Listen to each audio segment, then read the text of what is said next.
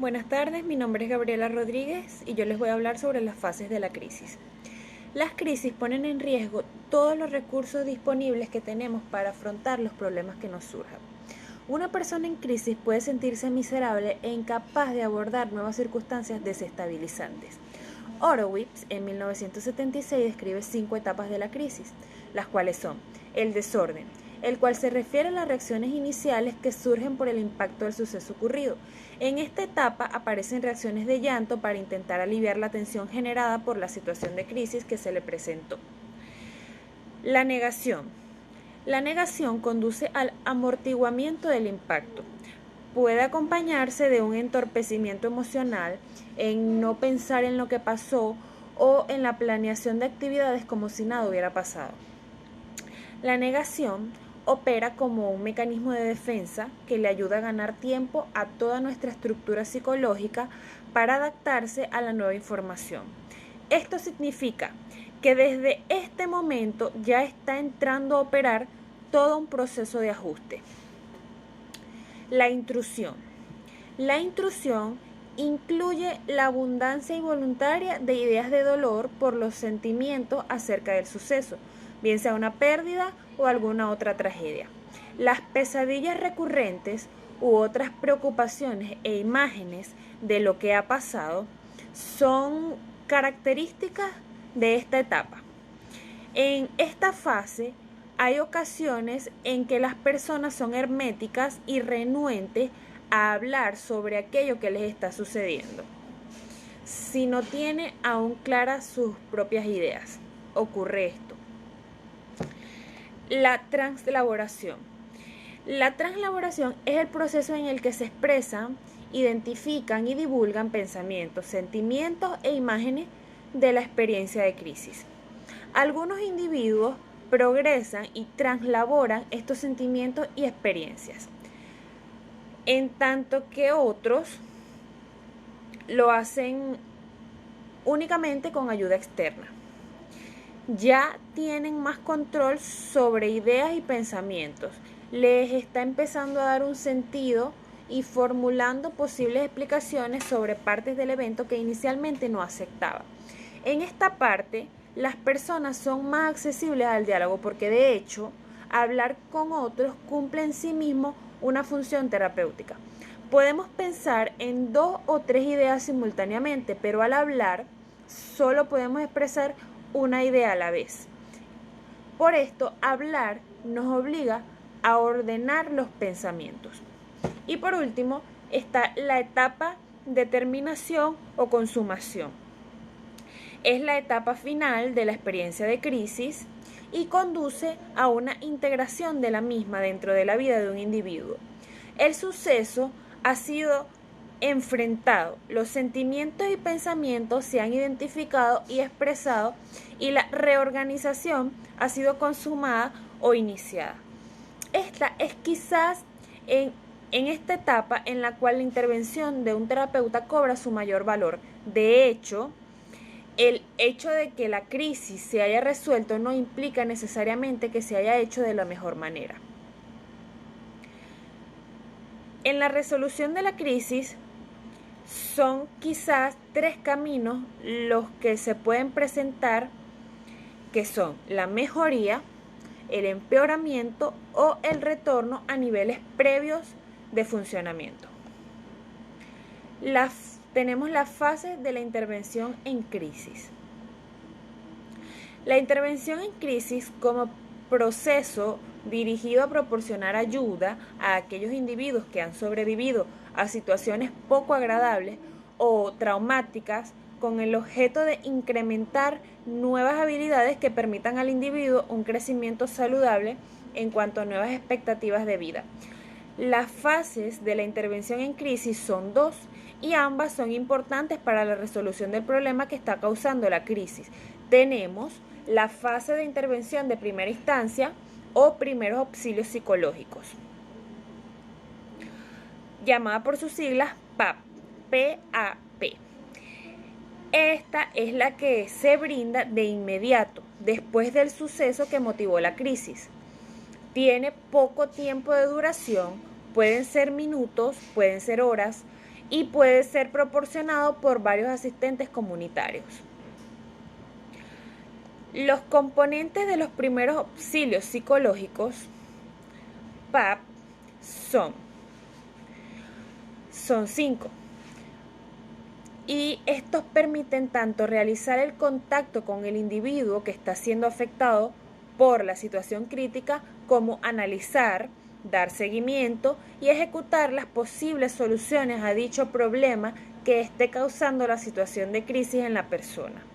Sus componentes son: realizar contacto psicológico. Este consiste en escuchar, apoyar, entender al paciente en el momento que relata los hechos de la situación traumática como tal, comprendiendo sus palabras y sus sentimientos.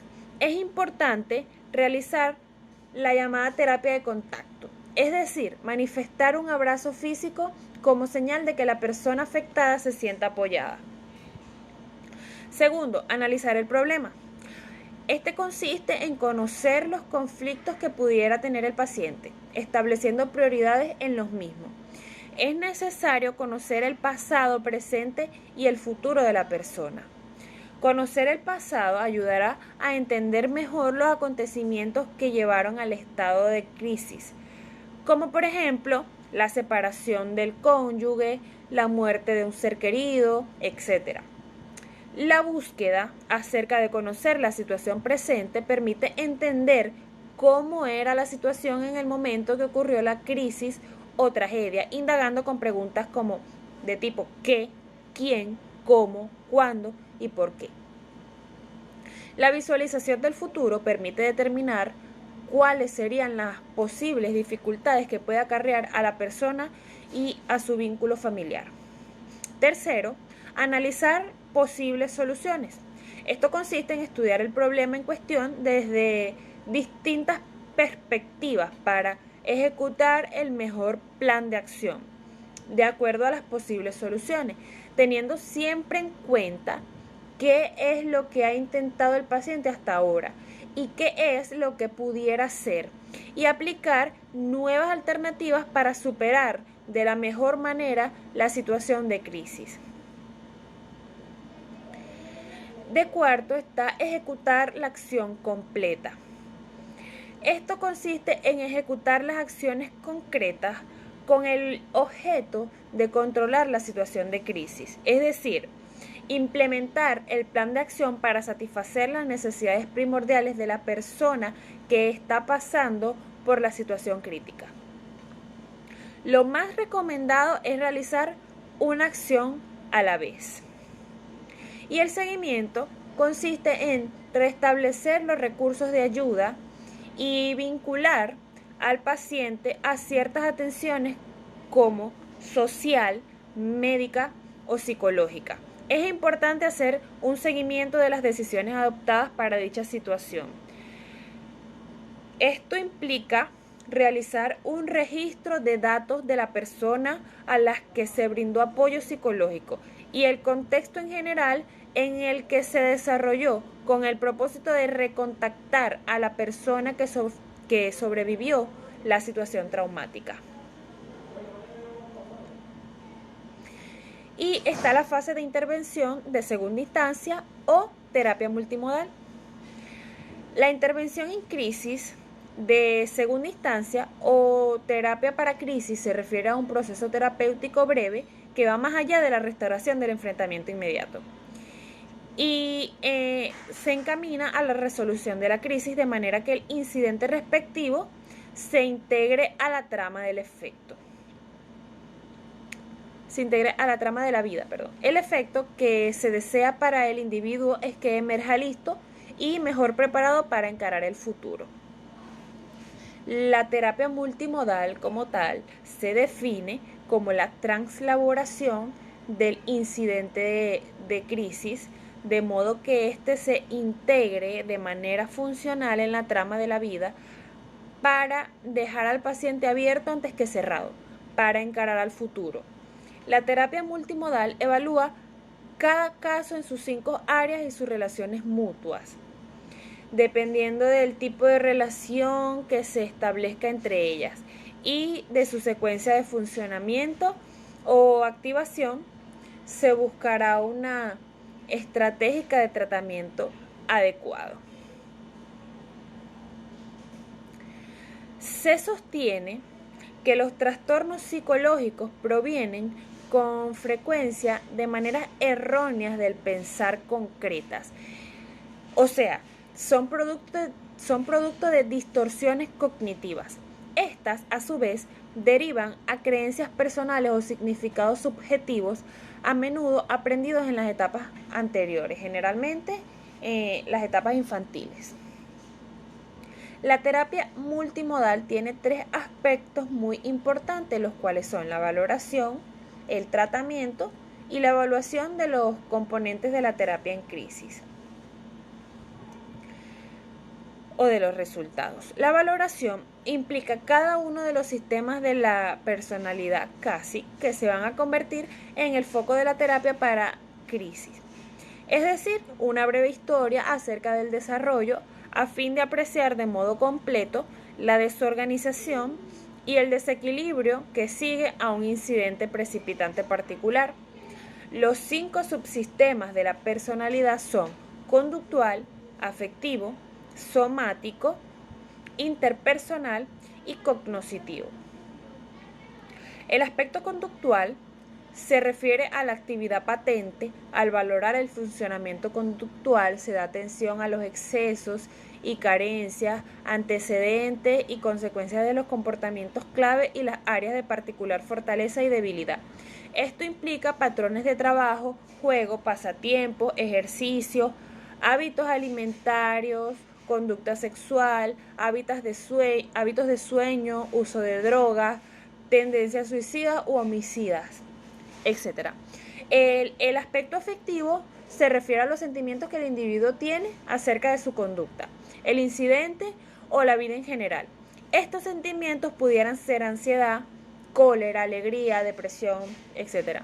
El aspecto somático se refiere a todas las emociones corporales que abarcan la sensibilidad de los sentidos y el funcionamiento físico general. Por ejemplo, tics, dolores de cabeza, malestares estomacales o de otro tipo, estado de relajamiento o de tensión, sensibilidad de la visión, la audición, el tacto, etc. Y el aspecto interpersonal se refiere a la cantidad y calidad de las relaciones sociales entre el individuo y los suprasistemas, bien sea familiar, laboral, comunitario, cultural, etc. Se da atención al número de contactos en cada una de estas categorías y en la naturaleza de las relaciones, en particular el papel que juega el sujeto con sus allegados. Y por último, el aspecto cognitivo, que se refiere al rango completo de los pensamientos y de modo particular las autoaseveraciones que las personas hacen de su comportamiento, sentimientos, de su funcionamiento corporal y con otros individuos. Estos son los procesos mentales del sujeto como tal. Luego está el tratamiento. Los 4 bloques de tareas encaminados a la resolución de la crisis se ha de integrar el incidente a la vida del individuo para continuar viviendo. Aquí se encararán 4 tareas básicas para la resolución de la crisis, que son la supervivencia física, es decir, buscar que los pacientes permanezcan vivos y físicamente, también como sea posible, durante el periodo de estrés excesivo y desorganización personal. La expresión de sentimientos relacionados con la crisis, que aquí sería identificar y expresar los sentimientos relacionados con la crisis de una forma socialmente aceptable. Ilustrar sobre la utilidad de expresar los sentimientos, etc. El dominio cognoscitivo de la experiencia de crisis, procurando que el paciente integre la crisis en su sistema de creencias, en su vida y en sus objetivos para el futuro. Las adaptaciones conductuales y interpersonales para su vida futura. Es decir, realizar cambios en los patrones diarios de trabajo, juego y de relaciones con los demás en función de la crisis padecida. Y por último, la evaluación de los resultados.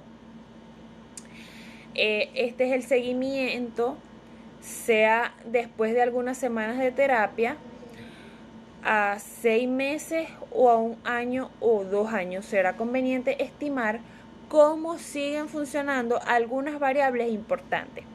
Ver cómo sigue funcionando en las 5 áreas CASIC, pero procurando ver a la persona completa como unidad a través de esos 5 subsistemas.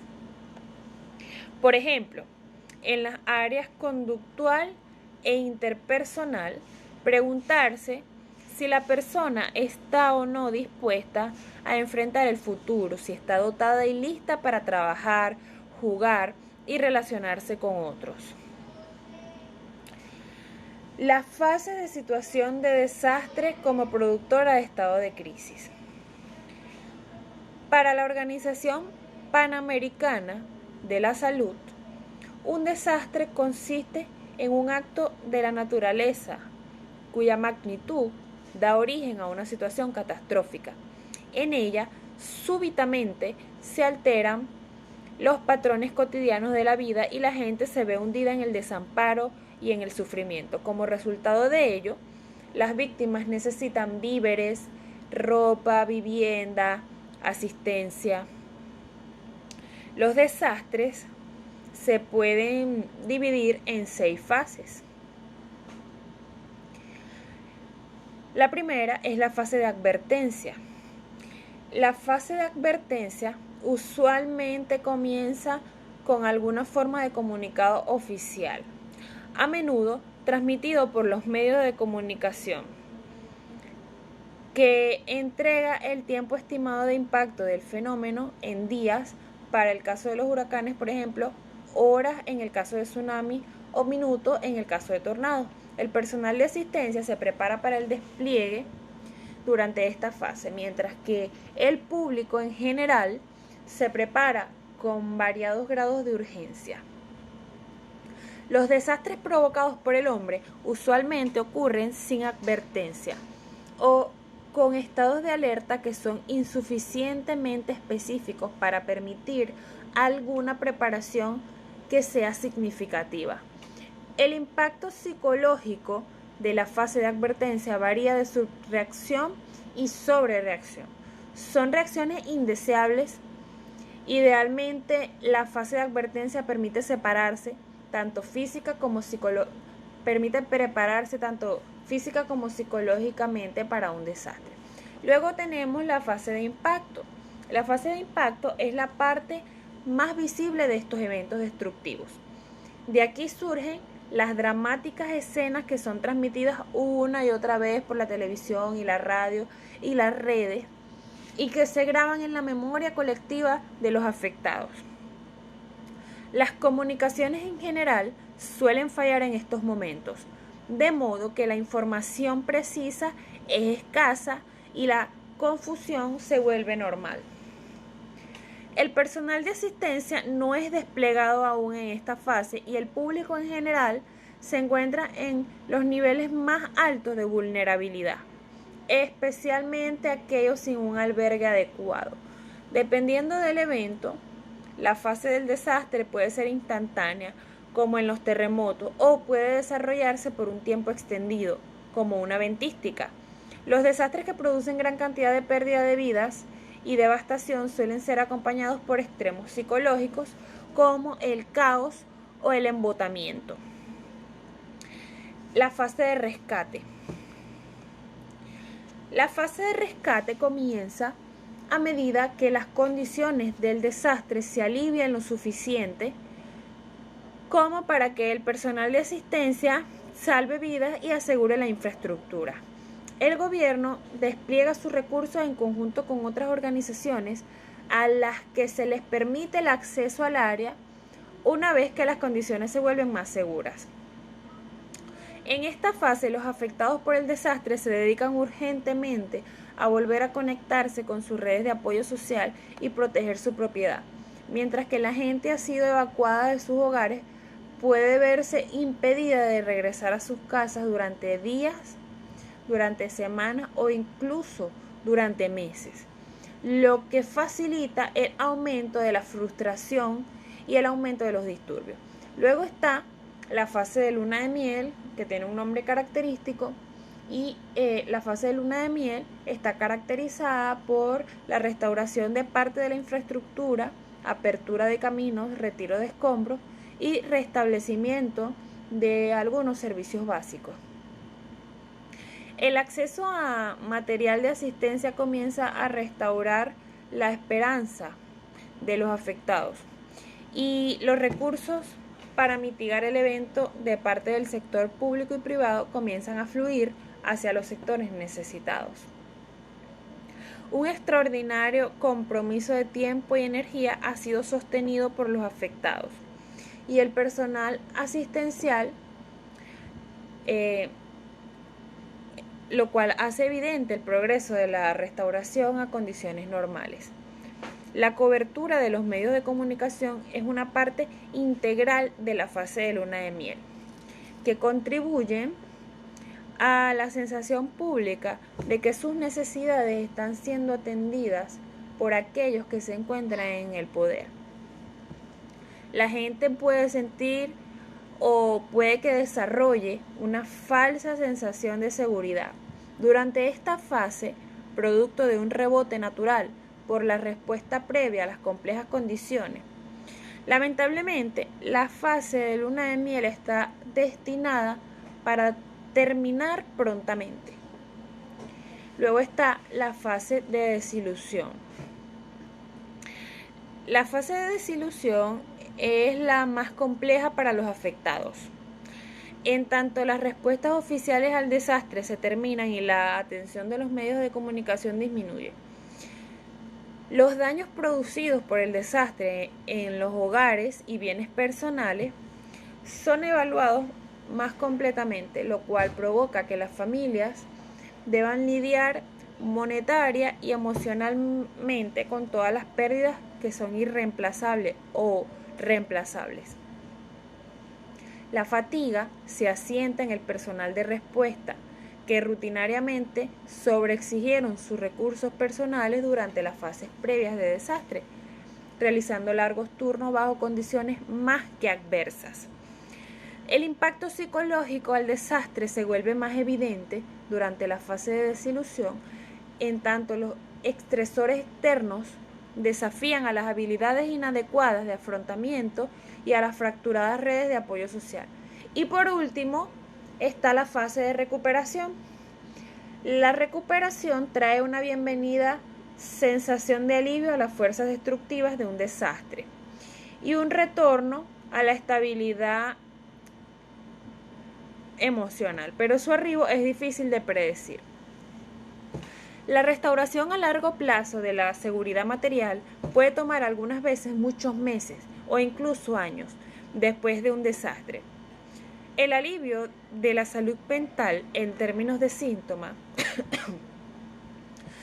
es logrado por la mayoría de la población a través de la resiliencia natural de los seres humanos, aunque en algunos casos pueden seguir emergiendo trastornos relacionados al trauma experimentado. Intervenciones apropiadas pueden marcar la diferencia en los afectados, asistiéndolos en sus necesidades físicas y psicológicas, acelerando su progreso hacia el restablecimiento de la normalidad, a medida que avanzan a través de las distintas fases de un desastre. La intervención en situaciones de crisis producidas por desastres naturales. Gilliam y James en 1973 definieron las crisis circunstanciales o traumáticas como la consecuencia de la ocurrencia de eventos raros y extraordinarios que un individuo no tiene manera alguna de prever, mientras que Everly y Mitchell definen la crisis traumática como una respuesta aguda a un incidente crítico, como un desastre masivo, un evento traumático en donde la homeostasis psicológica se rompe, los mecanismos normales para hacer frente a las situaciones estresantes fallan, se presenta un deterioro funcional significativo, existe clara evidencia de sufrimiento dolor y aflicción, y se produce un estado de confusión y de agitación. En una crisis podemos identificar los siguientes aspectos. Hay un suceso precipitante, es decir, un suceso que causa la crisis. Es una situación imprevista. Hay pérdida del equilibrio emocional, de la forma acostumbrada de sentir y de expresar lo que se siente, que causa sufrimiento y causa dolor, causa tristeza, terror, inseguridad, rabia, impotencia, etc. Genera cambios. La crisis puede ser un peligro y desencadenar en enfermedad, pero también puede ser una oportunidad para crecer y aprender. También es temporal. Después de un tiempo se recupera nuevamente el equilibrio. Las formas habituales en que el individuo resuelve sus problemas no funcionan en esta situación. Los objetivos de la intervención psicológica en crisis traumáticas. La intervención en crisis se puede definir como un proceso dirigido a ayudar a las personas a soportar un suceso traumático, de modo que la probabilidad de efectos negativos como daños físicos o emocionales se reduzca y la probabilidad de crecimiento se incremente. La ayuda psicológica a los afectados forma parte de la atención integral al individuo y a los distintos aspectos del entorno familiar y social. Todo ello con el fin de restituir las condiciones de vida a una situación lo más parecida posible a las anteriores al desastre. Desde el punto de vista psicológico, la intervención en crisis tiene una finalidad doble y complementaria, que es evitar que la vivencia sufrida se convierta en una fuente de malestar persistente y recurrente, que puede generar trastornos como el de estrés postraumático, al tiempo que potenciar la capacidad para adaptarse y superar la adversidad. De modo concreto, un programa de apoyo psicológico destinado a los afectados por un desastre debe plantearse los siguientes objetivos: restablecer el equilibrio psicológico de las personas y así mejorar la capacidad de enfrentar la situación. Crecer y aprender de la crisis, es decir, integrar el incidente a la estructura de su vida y continuar viviendo. Aprender nuevas formas de enfrentamiento de problemas. Concebir la vida de manera diferente, a fin de poder plantear nuevas direcciones para el futuro. Los objetivos de la intervención psicológica dirigida a individuos víctimas de un desastre deben concretarse en el entorno y sistema social de referencia de los propios afectados. Por esta razón, una intervención escolar de tipo psicológica y educativa, es decir, psicopedagógica, como la que planteamos, tiene una cabida en el contexto de una intervención psicosocial amplia que contribuya desde diferentes ámbitos y desde diferentes perspectivas a lograr los objetivos de bienestar personal. Y tenemos las manifestaciones psicosociales ante situaciones de catástrofe o emergencia. En el campo de la psicología y la psiquiatría, la teoría de la crisis ofreció un marco conceptual que permite ubicar las reacciones psicológicas como respuestas normales ante situaciones críticas, facilitando así un abordaje sistémico, multidimensional y en el contexto sociocultural. En la década de los 80, el modelo demostró ser útil para diseñar una atención programática e integradora, con las posibilidades reales de implementación. Sin embargo, este enfoque aún debe ser ampliado para una adecuada comprensión de los procesos psicosociales en situaciones de emergencias. El impacto psicosocial de los eventos traumáticos El impacto psicosocial de cualquier evento traumático depende de los siguientes factores, que son la naturaleza del evento, como por ejemplo los eventos inesperados, terremotos que no dan tiempo a estrategias de prevención, las características de personalidad de las víctimas y vulnerabilidad individual de las víctimas, el entorno y las circunstancias, condiciones ambientales y familiares de las víctimas, las redes sociales existentes, etc. Y la naturaleza del evento, por lo general, produce un mayor impacto. Los eventos inesperados, los ocasionados por el hombre, los que implican una situación de estrés prolongada y los de afectación colectiva. Los eventos inesperados, como los terremotos, no dan tiempo a estrategias de prevención individuales o colectivas y usualmente generan sentimientos de impotencia y reacciones emocionales que inhiben las funciones defensivas que pudieran ser eficaces. Por ello son más frecuentes las reacciones de pánico paralizante o de huida, con graves modificaciones de la capacidad de reflexionar y tomar decisiones acertadas. Las características de la personalidad y la vulnerabilidad individual de las víctimas. Se valora en primera instancia la personalidad de los individuos y su capacidad de afrontamiento ante eventos catastróficos e inesperados. Podemos encontrar debilidades, pero también muchas fortalezas que pueden ser estimuladas y pueden ser aprovechadas. Además, las condiciones preexistentes dan lugar a grupos más vulnerables, como son los niños y los adolescentes, quienes aún no han construido las defensas suficientes para enfrentar la adversidad y dependen de la ayuda y el apoyo externos. Los más pequeños no tienen todavía la capacidad de comprender plenamente lo que ocurre. Y el entorno y las circunstancias, aunque los desastres no escogen las víctimas, es evidente que no afectan al azar.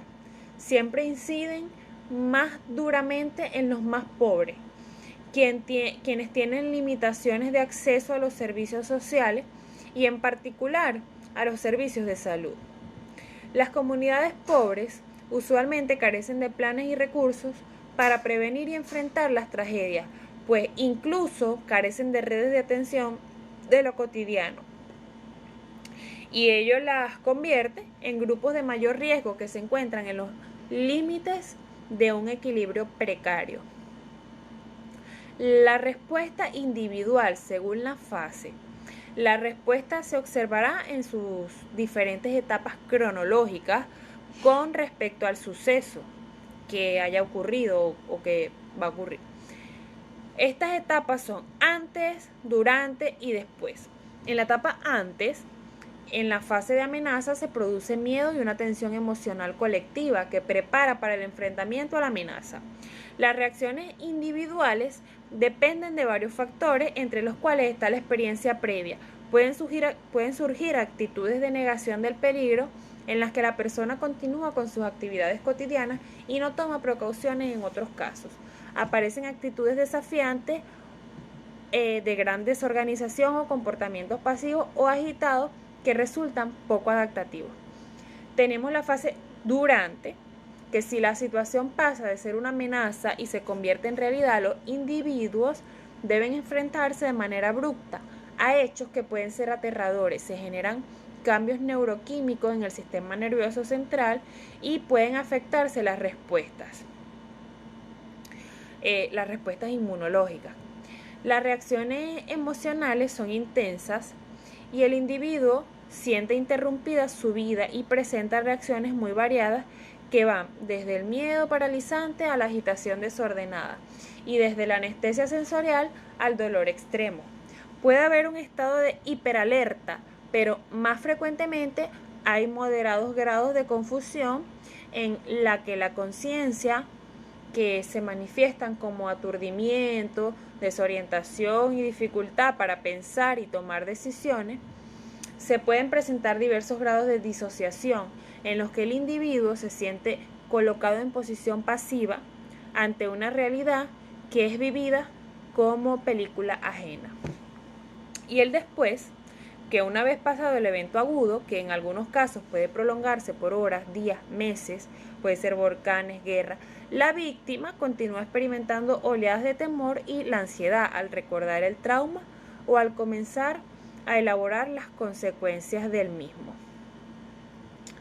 Bueno, muchas gracias. Le paso la palabra a mi compañera Adriana.